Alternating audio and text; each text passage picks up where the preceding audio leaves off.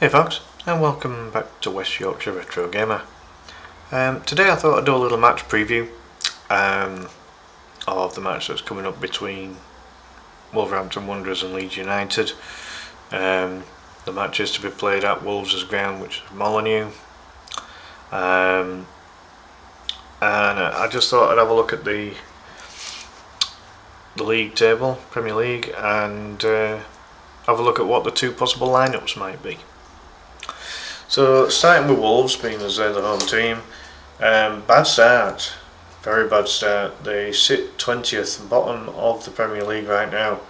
Only scored 2 goals all season, conceded a whopping 9. So a -7 goal difference, 0 points on the board, and 4 straight losses. It doesn't get much worse from a Wolves perspective. They lost against Man City, which is no disgrace. That's, anyone can lose to Man City these days, have done for several seasons. But games against Bournemouth and Everton and Newcastle, maybe Wolves would have thought that they would have been able to get something from them. However, as it pans out, they didn't. And apart from a 3-2 loss against Everton, which, that's where there was some goal-mouth action, the rest of it was pretty bland.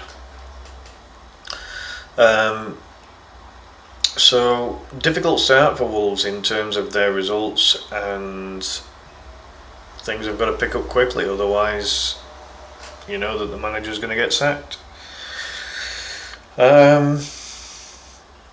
So, Wolves are hosting Leeds United. From Leeds' point of view, they currently sit 16th in the Premier League table.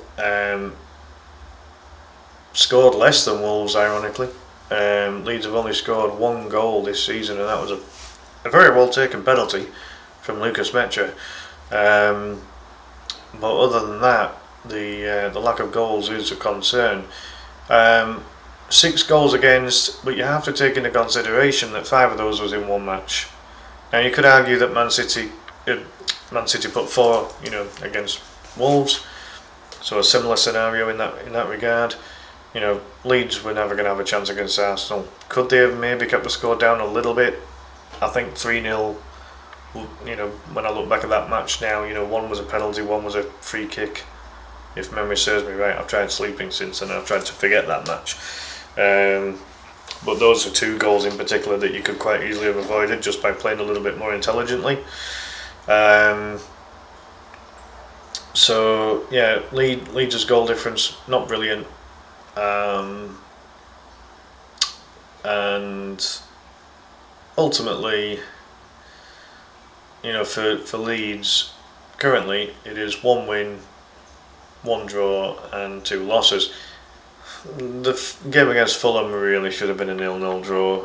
Very unlucky for Gabriel Goodmanson to score the own goal in the final minute that he did. But, these things happen, so now Leeds have to bounce back. So, with this in mind then, where do these two teams go from this point? Does a draw help either? I mean, I would say that with Leeds being away, a draw would possibly suit Leeds a little better. With Wolves already being on 0 after 4 games, you've got to think that they need a win. Otherwise, the teams above could start gradually pulling away from them. From Leeds' perspective, they won't want to go into the relegation zone at any point in this time, at any point in time this season. And when you look at it realistically, Leeds are currently joint 12th, but they're down in 16th on goal difference. This is how early on in the season we are, of course, and so therefore the table is a little bit slightly irrelevant at this moment, but it's a mental thing, isn't it? If you go the entire season without having dropped into the relegation zone, you're going to feel pretty good about it. Certainly as a newly promoted team anyway. So, from Leeds' perspective, they've only scored 1, they've conceded 6, but 5 were conceded in one game. And that's against Arsenal, so it's a bit of a free hit, just like what the Man City game was for Wolves. -5 goal difference, 4 points on the board. I'm sure at this stage Wolves would be absolutely delighted with 4 points compared to what they are currently on. And as I say, realistically, Leeds probably should be on 5. So, they probably should be in about 11th or 12th at this moment in time. Maybe even as high as 10th, depending on goal. Well, they wouldn't have it on goal difference because Newcastle's is far more neutral. But certainly 11th or 12th, if they'd have got that draw, or what should have been a draw against Fulham, then things would look quite different right now. So, with all this in mind, what does a win do for these two teams? For Wolves, it bridges that gap that is just slowly starting to form. I mean, look at Aston Villa, they haven't scored a goal yet, which is disgraceful for a team that's been playing European football recently. They should have some firepower, you would think. They haven't conceded a drastic amount. They've only conceded 4 goals. It's not a disaster at this stage of the season. Average conceding of 1 goal a game, but to not score at all, again for a team like Aston Villa, and they've only mustered 2 draws and 2 losses, so haven't scored a goal and haven't won a match.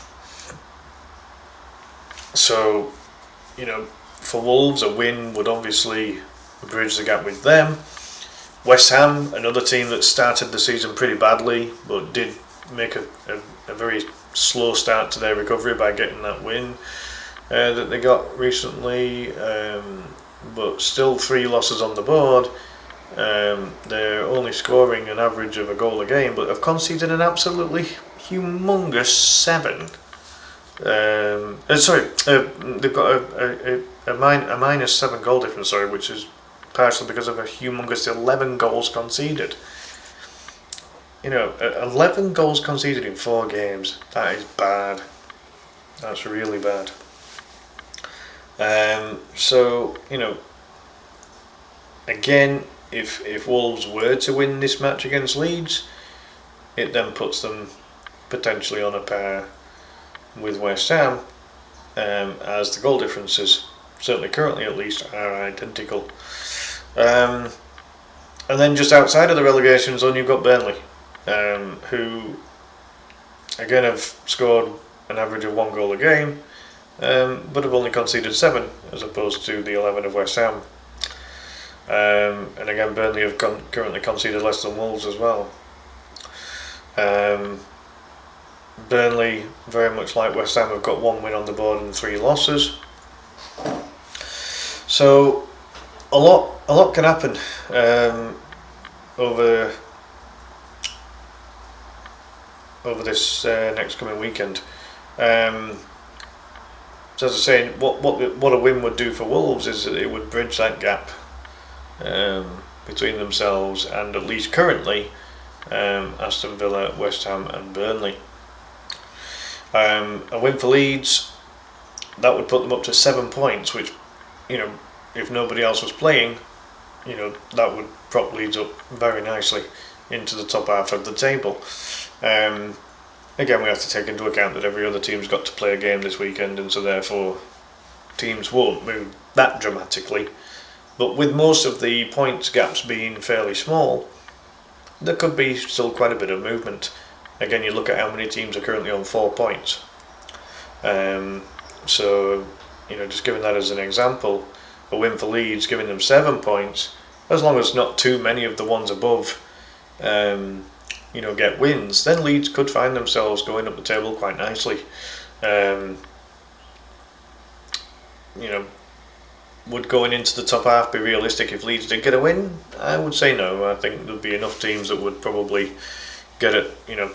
If you get the likes of Manchester City or Crystal Palace getting at least a draw, then you'd have to say that Leeds won't go that high up. If if any of Newcastle, Fulham, Brentford, Brighton, Manure, Forest get a win, then obviously Leeds won't go ahead of any of those. And again, it depends on goal. I mean, this is the other problem for Leeds at the moment. They are on still a very hefty minus goal difference due to the Arsenal loss. So a win for Leeds would make things look quite healthy. After 5 games, a draw for Leeds, as I say, is probably more beneficial to Leeds than it is to Wolves. Because a draw for Wolves still keeps them bottom of the league regardless. Nobody else would have to play and Wolves would still be bottom. For Leeds, it puts them up to 5 points and gets ahead of all of these other teams that are currently on 4. So, for me, this game is a must not lose from Leeds' perspective. Ideally, they need to try and win the thing. I mean, I know they're trying to win every game, but as every manager would say in their press conference, you always go out to try and win a game. But in terms of the realistic side of things, we're playing a Wolves team that is absolutely zero on confidence. Judging by most of this, but again, most of their losses are fairly narrow. Bar the Manchester City game. So Wolves aren't going to be, they're not going to roll over. They're not going to just simply let Leeds dominate the game. But with the way that Leeds have played in most of the games, well, all of them apart from the Arsenal game, Leeds have kept things quite tight defensively.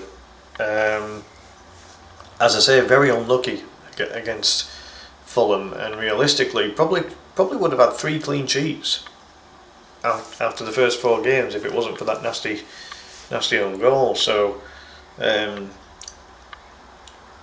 like to think that Leeds will keep things tight defensively, as they have done for most of the season so far. It's just wherever the goal's going to come from. Leeds have had some attacks on goal in the 3 games that were not the Arsenal game. But we're just not clinical enough. We're simply not clinical enough. And it's amazing that there's any other club in the division that's actually got less goals than Leeds right now. And they're not even bottom of the league in Aston Villa. So, a really strange start to the season for some of these teams. You would have to imagine that some of them, will drop as the season goes on. I can't see Bournemouth staying in the top 4. I can't see Everton staying in the top 6. I can't see Sunderland staying in the top 7. I have to think that Manchester City will be higher than 8th, Newcastle higher than 10th, Brighton higher than 13th, Villa higher than 19th. These are just a few examples. So it has been a very strange start to the season. So we'll see what happens with this one. So in terms of lineups, talked quite a bit about the Premier League there. In terms of the lineups, I'll start with the Wolves one. I don't know anything about Wolves at this moment in time. This season the squad's completely different to the squad that they had the last time Leeds were in the Premier League. There's only really Jose Sarr that I completely remember, and Hwang Hee-chan. Possibly Hugo Bueno might have been there too, but the rest of the squad I think are all new since then. And they're an absolute nightmare for referees. Look at how many players have got the same bloody surname, or they've got really long names, or they've got double barrel names or whatever. It's a nightmare for referees, and it's a nightmare for commentators as well. Not that I really care, but I've gone for this predicted lineup. So Jose Sarr in goal, right back Jackson Chachawa. I have no idea if I'm pronouncing these right. I think Chachawa's a new signing as far as I'm aware. Left back could be one of the Buenos. as in Hugo Bueno, or it could possibly be David Muller-Wolf, who is a new signing as well. Again, as far as I know. They could go with one of two Buenos at centre back in Santiago Bueno. They could also go with one of three Gomez's in Tote Antonio Gomez. And then on to midfield. I've gone for as you can see here, just to take the mickey a little bit, I've put all three Gomez's and both Buenos in there just for shits and giggles, really, as much as anything. But they could go with a midfield of João Gomez and Marshall Manetzi. On the wings, possibly John Arias and Rodrigo Gomez, another Gomez. But it's up front that could be quite dangerous, and this is where Leeds are really going to have to be on their defensive mettle. I've always quite liked Hwang Hee-chan, even though he's not prolific. I do think he's a good player. And then their obvious prized asset is the Scandinavian striker Jørgen Strand Larsen. These guys are, when you've got a player like that, you've always got a chance, haven't you? So Leeds are going to have to be on their defensive mettle. This could be one of the most dangerous strikers that Leeds have actually come across this season so far, and yet he's a striker that plays for the team currently bottom of the league. Kind of outlines how difficult the Premier League is right now. Now, I could be completely wrong with this lineup. There's several players that have played quite a bit of time so far. It's not completely guaranteed that Jose Sarr keeps his place, as Sam Johnston has featured a little bit this season as well. Other players that missed out on getting into the lineup, there's centre back Emmanuel Agbadu, who has seemingly played quite a bit of the season so far. Just looking at who else has missed out on this particular lineup. David Wolf, as I said, David Muller-Wolf has played a little bit as well.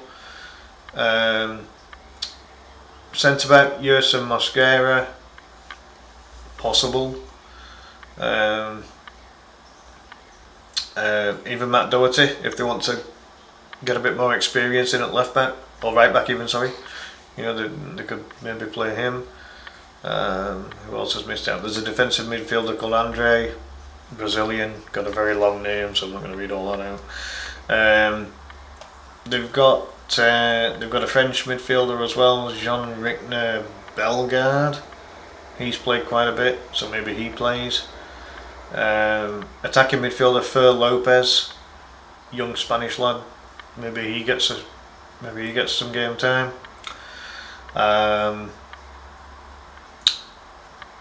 And then the only other one possibly might be Austrian striker Sasa Kaladzik. Again, I've no idea if I'm pronouncing these names correctly. But these are maybe the kind of players that could possibly feature. So all these ones I've just read out maybe feature on the bench if they don't get into the first 11. From Leeds' perspective, it's been confirmed that they will be missing Lucas Perry. He's still injured.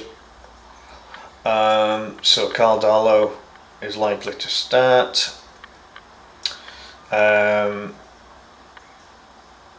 who are the other injuries? I've got the full squad list up there. Autanaka, I think he might feature on the bench. He is slowly coming back to fitness now, so he might be on the bench. The two big injuries that we've got, or aside from Lucas Perry, are Dan James and Wilfred Gnonto, unfortunately. Now, from that perspective, this means that on the wings you've got a choice of any two from a possible three, which consists of new signing Noah Okafor and Brendan Aronson and Jack Harrison.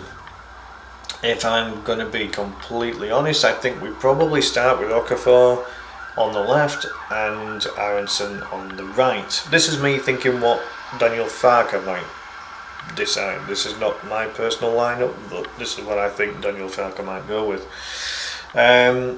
He then has a choice to make up front between Dominic Calvert-Lewin and Lucas Mecha.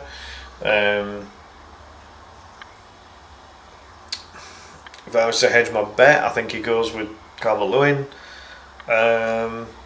Centre backs, he's got no reason to drop the current pair. Even though he has signed Jacoby All and Sebastian Bourneau, Pascal Struijk and Joe Rodon have been part of a defence that, by the Arsenal game, have been very solid so far.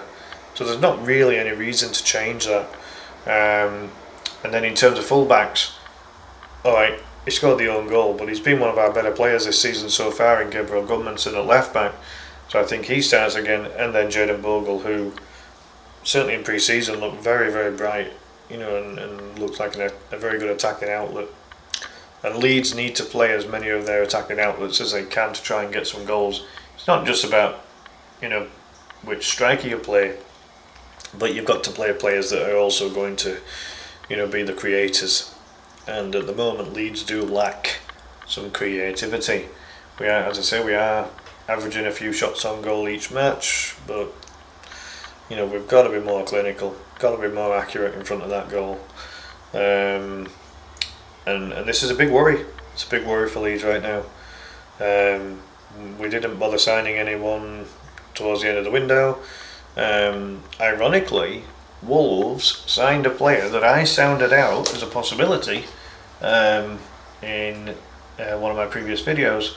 That player being, if I just scroll down here, Tolu Arokade, who was signed from the Belgian league. He's an absolute giant. He's around 6'5" tall. Nigerian international, signed from, I think it was Genk, either Genk or Ghent, one of the two. He's only 24-year-old, but he did get a very good GNA in the Belgian Pro League last season, and by the looks of it, Wolves have snapped him up. But he hasn't played much. He's only played one game so far, and it wasn't even a full game. He's literally played 66 minutes of football this season. So I don't know. Maybe that suggests that, would he be good enough? I mean, only time will tell. But he has got to try and get past, a very decent striker in Jørgen Strand Larsen. So, that's that. So ultimately, I think Leeds' lineup will be Darlow in goal, Jayden Bogle right back, Gabriel Gudmundsson left back, centre back pairing of Joe Rodon and Pascal Struijk. Midfield, I think he probably sticks with the midfield that he had starting at Fulham, with Ethan Ampadu in the most defensive of the midfield three, with Anton Stack and Sean Longstaff playing as maybe like a 6/8, if you like.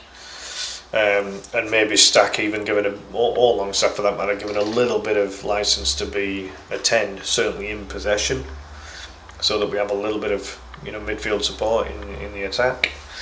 On the wings, I think because of the fact that two of our right-sided wingers are currently out injured, I think Brendan Aronson probably starts, and I think he goes with Noah Okafor, who against Fulham had his moments where he looked quite decent. And then up front, I think he goes with Calvert-Lewin. The thing with Calvert-Lewin is that the club are obviously looking to improve his fitness and get him up to complete match sharpness. So that there might be a hope that maybe Dominic Calvert-Lewin can find some of the scoring form that he had a few seasons ago. So So then on to the bench for Leeds. I mean, Meslier probably gets the bench spot ahead of Keynes, whilst Lucas Perry's injured. He possibly, I mean, he could go with either James Justin or Sam Byram as a possible fullback. Probably goes with Jacoby all over Sebastian Bourneau, I would think, as a possible centre-back choice there. He might even go with both Biol and Bourneau on the basis that Bourneau apparently can play right back. Round all square peg, or vice versa comes to mind. I would go with one of each personally. Midfield, I mean, it's kind of a no-brainer. I mean, in a sense, on the bench it'll be who we've got, which will be potentially Tanaka, who can be a little bit more forward-thinking, and then you've got the defensive-minded Gruev. With us playing away from home, you've got to think that Gruev will probably make the bench at the very least. You would have to think that Mecha gets on the bench from a striking point of view if he doesn't start. Does Pirro make the bench? It depends on how forward-thinking Daniel Farke decides to go with about this match. Wolves have conceded 9 goals in 4 games, so there is a leaky defence there. And compared to Leeds, Leeds is a bit better. So, I mean, the thing is, if you take out the 4 goals that Wolves conceded against Man City, that leaves them with 5 conceded. And if you take out the 5 that Leeds conceded against Arsenal, they've only conceded 1. There's quite a big difference there. So, I think that Daniel Farke does need to go with a slightly more attacking mentality. Still keep things tight at the back, obviously, especially with it being away from home. But at the same time, and the fact that you're coming up against a very good striker in Jørgen Strand Larsen, potentially. But at the same time, they're a team in really bad form. This is an opportunity for Leeds. If they're going to get any wins away from home this season, this is an opportunity. It's against a team that are lacking confidence, not scoring a lot. They've only scored 2 goals themselves, and they're conceding quite a bit. So, yeah, for me, you've got to go a little bit more attack minded. For me, I think that'll be vital for Leeds. This is an opportunity. We need to get a goal from open play just to give the players a bit of confidence and belief that they can score goals from open play. It's a big issue right now. I know we're only 4 games into the season, but you get an idea roughly. We've had a mixture of opposition so far in terms of the opposition quality. So realistically, Leeds need to find something. So, yeah, I'm going to go with a predicted score that we're going to win 1-0.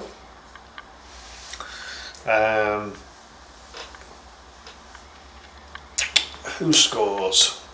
Oh, that's a good question.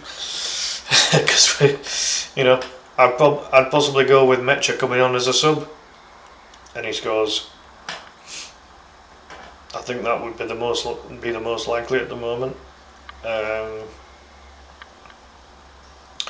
yeah, I think I genuinely think if we keep Strand Larsen quiet, I think we have a chance. And at the bare minimum, we need a draw. Bare minimum, we need a draw. This is a must not lose. After losing that game against Fulham, which really should have been a draw, this is a must not lose game now. I wouldn't quite say it's a must win yet. There's still a lot of football to be played. But for me, it's a must not lose. If we lose this one, 2 consecutive losses on the bounce would look pretty bad. And I think Leeds just need to. If we can go the entire season of not losing consecutively, I think Leeds could take some confidence from that. They're not. When you start doing Wolves where they've lost 4 in a row, or you get Villa who haven't won in 4 and they've lost two on the bounce. You know, West Ham started with 2 losses. Burnley have had 2 losses in the last 2. You know, kind of form like that, it starts eating away at you. You know, and you start to doubt yourself, you start to lose your self-confidence, and that can be detrimental to how you perform on the pitch. So for me, I think Leeds need to try and go more for the win than what they have done in the last game or 2. I'm going to leave it there, folks. We've reached half an hour. I never seem to do a short video with these things, do I? But big thank you for watching. Do please give the video a thumbs up.